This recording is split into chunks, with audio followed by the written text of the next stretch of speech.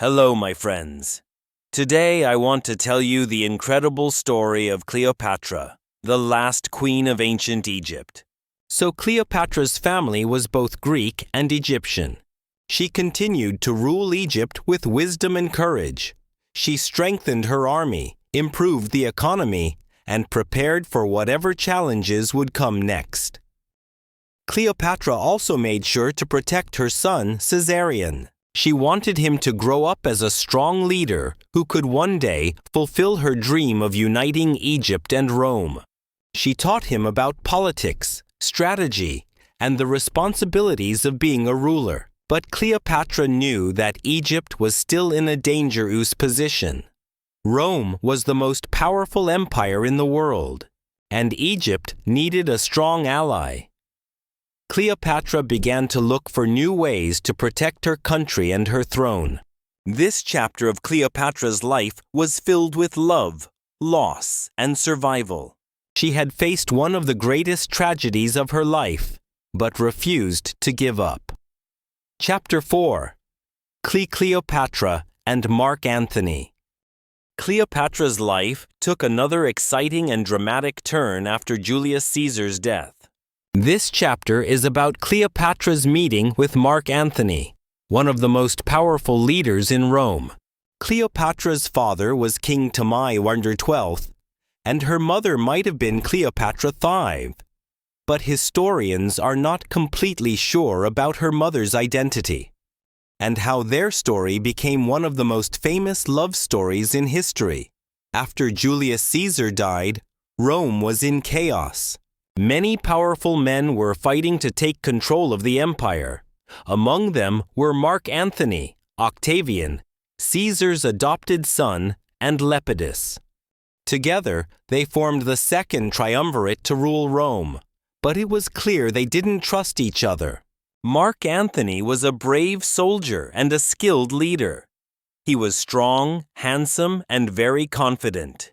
He was also charming, and people admired him. Mark Antony had heard about Cleopatra, the beautiful and intelligent queen of Egypt, but they had never met. At this time, Mark Antony wanted Egypt's support because Egypt was a rich and powerful country. Cleopatra, on the other hand, wanted to protect Egypt from Rome's growing power. She knew that building a strong alliance with Mark Antony could help her achieve that. One day, Mark Antony sent a message to Cleopatra. He wanted her to meet him in Tarsus, a city in modern-day Turkey, to discuss their alliance. Cleopatra knew this was her chance to impress Antony, and she planned something unforgettable. Cleopatra grew up in a palace surrounded by luxury. She had servants, beautiful clothes, and the best education. When Cleopatra arrived in Tarsus, she didn't just come as an ordinary queen. She made a grand entrance that would leave everyone speechless. Cleopatra sailed to Tarsus on a golden ship with silver oars and purple sails. She dressed as the goddess Aphrodite, the goddess of love and beauty, and surrounded herself with beautiful servants dressed as gods and goddesses. The air was filled with the sweet smell of perfumes and flowers. When Antony saw Cleopatra, he was amazed. He had never seen anyone like her. She was confident, intelligent, and beautiful. Cleopatra spoke to Antony with charm and wit, and he couldn't take his eyes off her. That meeting was the beginning of their powerful and passionate relationship. Cleopatra invited Antony to come to Egypt, and he accepted. In Alexandria, they spent time together, enjoying lavish banquets, parties, and games. Cleopatra showed Antony the beauty of Egypt and its rich culture. They laughed, shared stories, and made plans for the future. Antony felt deeply in love with Cleopatra, and she fell in love with him too. But life in a royal family was not as easy as it seemed. There was always danger. Together, they dreamed of creating a great empire that would rule both Rome and Egypt. Cleopatra believed that with Antony by her side, she could protect Egypt and make it more powerful than ever. But their relationship wasn't just about love. It was also about politics. Antony needed Cleopatra's wealth and resources to support his military campaigns, and Cleopatra needed Antony's power to protect Egypt. They both knew that they were stronger together. Cleopatra and Antony's love grew stronger, and they even had 3 children together: a son named Alexander Helios, a daughter named Cleopatra Selene, and another son named Tmy Philadelphus. Cleopatra was proud of her family and believed her children would one day rule a great empire. However, not everyone was happy about their relationship. In Rome, Antony's alliance with Cleopatra made many people angry, especially Octavian. Octavian saw Cleopatra as a threat and accused her of trying to take control of Rome. He began spreading rumors that Cleopatra had bewitched Antony with her beauty and charms. Family members fought for power and sometimes even killed each other to become king or queen. Antony's alliance with Cleopatra also caused problems in his personal life. He was already married to Octavian's sister Octavia, but he chose to stay with Cleopatra instead. This created tension between Antony and Octavian, and their rivalry grew stronger. The tension between Antony and Octavian eventually led to war. Octavian declared Cleopatra and Antony enemies of Rome and sent his army to fight them. Cleopatra and Antony prepared for battle, knowing that everything they had worked for was at stake. Chapter 5. The Fall of Cleopatra and Mark Antony. Cleopatra and Mark Antony were ready to fight for their love, their dreams, and their kingdoms. They stood together as a powerful couple, determined to protect everything they had built. But their final chapter was filled with betrayal, heartbreak, and courage that would inspire people for centuries. Octavian, their greatest enemy, was determined to destroy Cleopatra and Antony. He wanted to take control of Egypt and stop Antony from gaining more power. Octavian's army was strong, disciplined, and well prepared for war. Cleopatra and Antony, however, were not going to give up without a fight. They decided to face Octavian in a great naval battle. From a very young age, Cleopatra learned that knowledge was power. While most women in her time were not educated, Cleopatra studied hard. This battle, known as the Battle of Actium, took place in 31 BCE near the coast of Greece. Cleopatra brought her fleet of Egyptian ships, and Antony brought his Roman forces. Together, they believed they could win. The day of the battle arrived, and the sea was filled with ships, soldiers, and weapons. Cleopatra and Antony fought bravely, but Octavian's army was too strong. During the battle, something unexpected happened. Cleopatra's ship suddenly turned and sailed away. Many believe that Cleopatra retreated to protect her fleet and herself, but Antony misunderstood her actions. He thought Cleopatra had betrayed him. Feeling heartbroken and confused, Antony's forces began to fall apart. Octavian's army defeated them, and Antony was left devastated. He returned to Egypt to find Cleopatra desperate for answers. When they met, Cleopatra explained her actions. She told Antony she had not betrayed him. She had only wanted to save their lives. Antony believed her, and their love remained strong. But they knew their enemies were closing in. Octavian's army followed them to Egypt. Cleopatra and Antony tried to defend Alexandria, but they were outnumbered. They realized they couldn't win this war. She learned many languages, including Greek, Latin, Egyptian, and even Hebrew.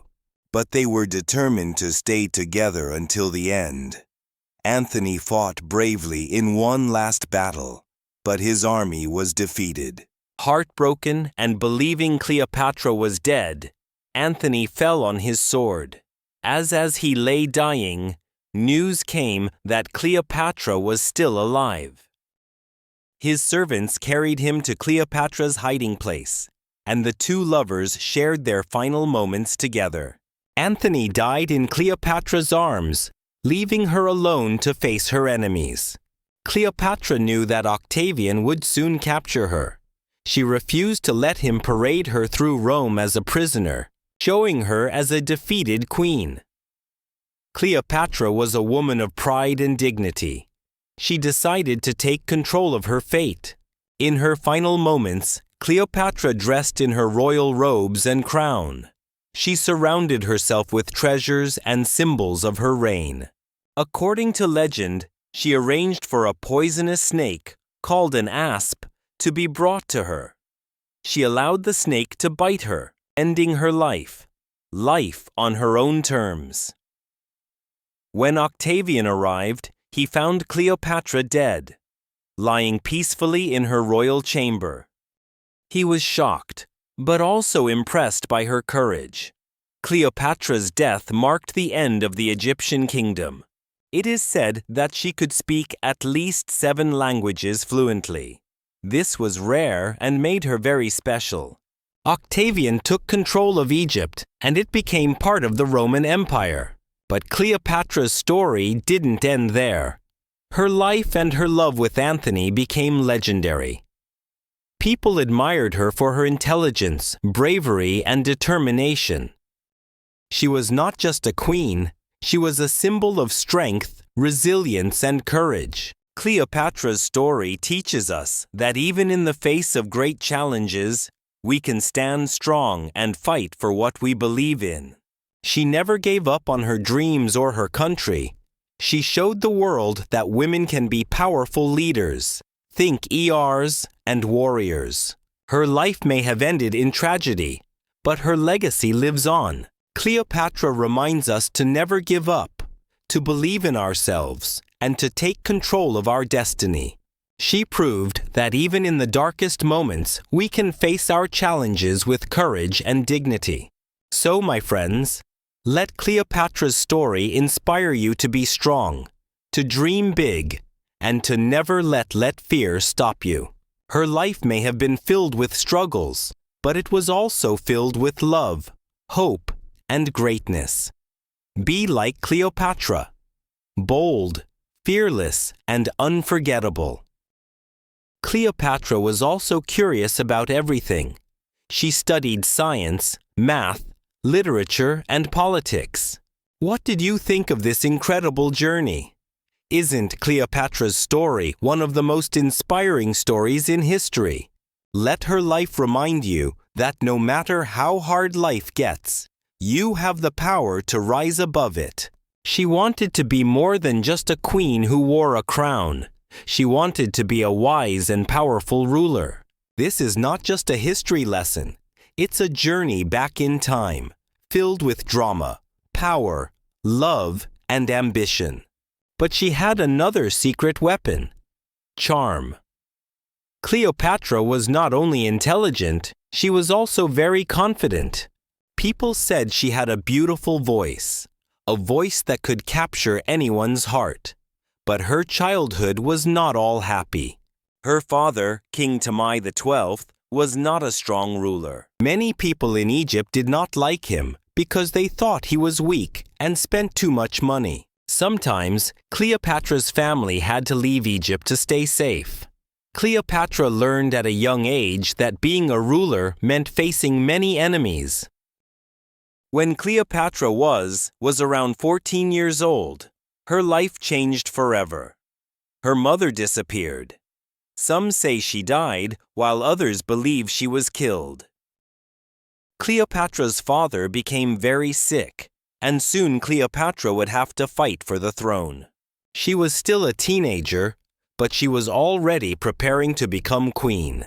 What made Cleopatra different from other rulers was her deep love for Egypt.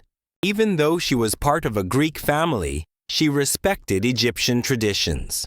Cleopatra was one of the most famous women in history, and her life is like an exciting movie.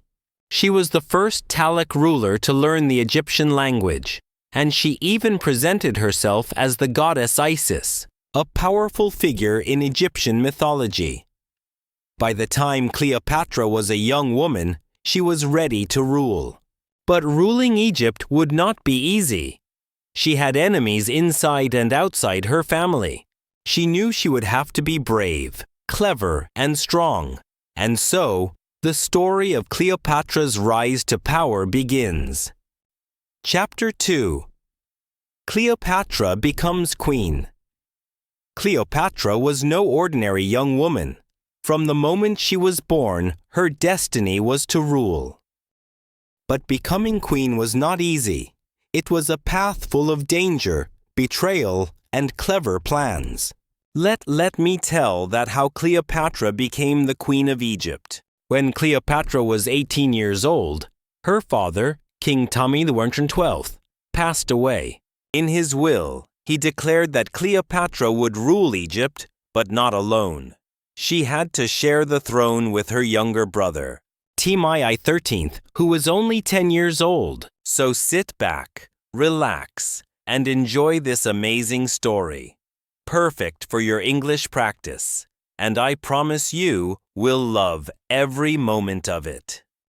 Yes, in ancient Egypt, it was common for siblings to rule together, even if they were very young. But Cleopatra didn't want to share her power. She believed she was more capable and smarter than her brother. She had studied languages, history, and politics, while her brother was just a child with no experience. Cleopatra knew she had to take control if she wanted to protect Egypt and rule it the way it deserved. At first, Cleopatra tried to work with her brother, but soon their advisors started plotting against her. The advisors didn't like the idea of a strong and intelligent woman ruling Egypt.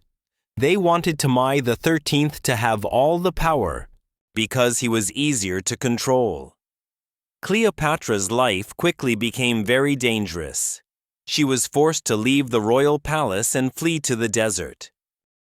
Imagine this: Cleopatra, the rightful queen, wandering in the hot, dry desert with only a few loyal followers. She had no home, no army, and no throne. But Cleopatra was not the kind of woman who gave up. While she was in exile, Cleopatra began to make a plan. Chapter 1. Cleopatra's early life. Over 2,000 years ago, in 69 BCE, a baby girl was born in Alexandria, Egypt. She knew she couldn't take back her throne alone. She needed help, and she had to think fast. Luckily, at this time, a powerful Roman general named Julius Caesar arrived in Egypt. Caesar was one of the most famous and influential men in the world, and Cleopatra saw an opportunity. Cleopatra decided to meet Caesar, but she knew she had to do something dramatic to grab his attention. She couldn't just walk into the palace because her enemies would stop her, so she came up with a bold and clever idea. One night, Cleopatra had her loyal servant wrap her in a large carpet. Yes, a carpet. Then the servant carried the carpet into Caesar's quarters as a gift. When the carpet was unrolled, Cleopatra appeared, looking stunning and full of confidence. Imagine Caesar's surprise when this beautiful, intelligent young woman emerged from the carpet. Cleopatra spoke to Caesar with charm and intelligence. She told him about her struggles, her love for Egypt, and her dreams of becoming a great queen. Caesar was impressed. He saw that Cleopatra was not just beautiful, she was also brilliant and ambitious. This baby's name was Cleopatra the Eighth, and she would grow up to become a queen like no other. Caesar agreed to help Cleopatra regain her throne. Together, they planned a way to defeat Ptolemy XIII and his advisors. Cleopatra's enemies didn't stand a chance against the combined forces of Cleopatra and Caesar. After a fierce battle, Ptolemy XIII was defeated, and Cleopatra was restored as the Queen of Egypt. But Cleopatra wasn't just satisfied with regaining her throne. She wanted Egypt to become powerful and respected again. She started working closely with Caesar to strengthen her country. She introduced new policies, improved trade, and even built a strong relationship between Egypt and Rome. Chapter 3. Cleopatra and Julius Caesar. Cleopatra was now the queen of Egypt, but her life was far from peaceful. She had won her throne back with the help of Julius Caesar, one of the most powerful men in Rome. But their story wasn't just about politics. It was also about love, ambition, and danger. After Cleopatra defeated her brother, Armai XIII, with Caesar's help, she became the most powerful person in Egypt. But before she ruled, she was just a little girl with big dreams. Cleopatra was born into a royal family called the Toic dynasty. But she didn't want to just rule Egypt. She wanted to make her country strong and respected across the world. She knew that having Caesar by her side could help her achieve her dreams. Cleopatra and Caesar spent a lot of time together after the battle. Cleopatra admired Caesar's strength, intelligence, and ability to lead armies. Caesar admired Cleopatra's beauty, charm, and clever mind.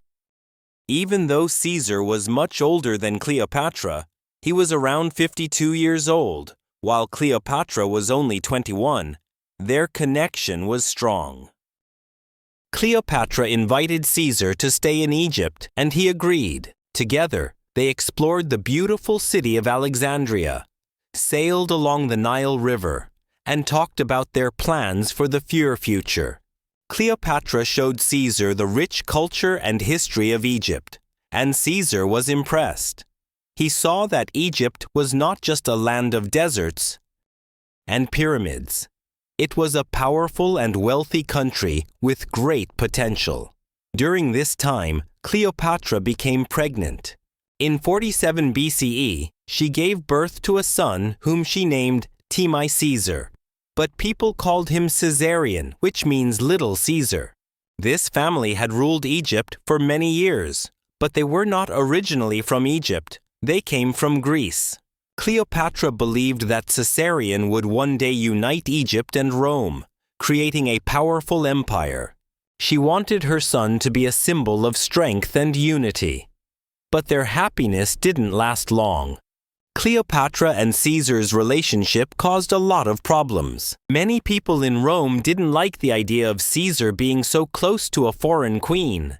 They thought Cleopatra was trying to take control of Rome through Caesar. Some even called her a dangerous temptress. Caesar decided to return to Rome, but he didn't leave Cleopatra behind. Instead, he invited her to come, and Cleopatra, always bold and fearless, agreed. She traveled to Rome with Caesarion and a grand entourage. Imagine the scene. Cleopatra arriving in Rome with gold-on chariots, exotic animals, and beautiful Egyptian servants. She wanted to show the Romans the wealth and power of Egypt. In Rome, Cleopatra lived in a luxurious villa provided by Caesar. She attended banquets, met important Roman leaders, and even influenced Roman fashion with her Egyptian style. Cleopatra's ancestor, Ptolemy, was one of Alexander the Great's generals, and he became the king of Egypt after Alexander's death. But not everyone welcomed her. Roman women were especially unhappy because Cleopatra was so different. She was confident, glamorous, and unafraid to stand out. While in Rome, Cleopatra witnessed Caesar's rise to power. He declared himself dictator for life, meaning he had complete control over Rome. Cleopatra hoped that this would strengthen their alliance, but trouble was brewing. Many Roman senators were unhappy with Caesar's growing power, and they started plotting against him. In 44 BCE, something terrible happened. Julius Caesar was assassinated by a group of senators who feared he was becoming too powerful. They stabbed him in the Roman Senate, and his death shocked the world. Cleopatra was devastated. She had lost her greatest ally and the father of her son. Cleopatra knew that her life was in danger. Without Caesar, she had no protection in Rome. Many people saw her as a threat, and she had to act quickly.